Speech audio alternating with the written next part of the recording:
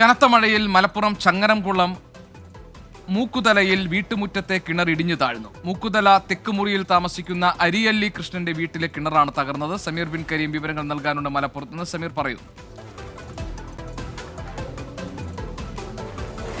ജിക്ക് ഇന്നലെ രാത്രിയിലാണ് ഈ അപകടം സംഭവിക്കുന്നത്. ചങ്ങരംകുളം മൂക്കുതല സ്വദേശിയായിരിക്കുന്ന അരിയല്ലി കൃഷ്ണന്റെ വീട്ടിലെ വീട്ടുമുറ്റത്തെ കിണറാണ് കനത്ത മഴയിൽ ഇടിഞ്ഞ് താഴ്ന്നിരിക്കുന്നത്. കിണറിന്റെ ഭിത്തിയും കല്ലും എല്ലാം തന്നെ ഈ മോട്ടോർ സെറ്റും എല്ലാം തന്നെ മണ്ണിനടിയിലാകുന്ന ഒരു സാഹചര്യം ഇതുമായി ബന്ധപ്പെട്ട് ഉണ്ടായി എന്നുള്ളതാണ്.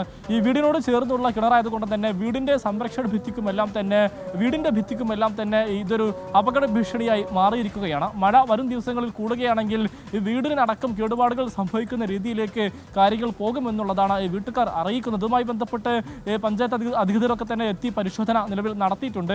ശക്തമായ മഴ ഇന്നലെ രാത്രിയിലും ഒക്കെയായി ഈ ചങ്ങരംകുളം ഭാഗത്തുണ്ട്.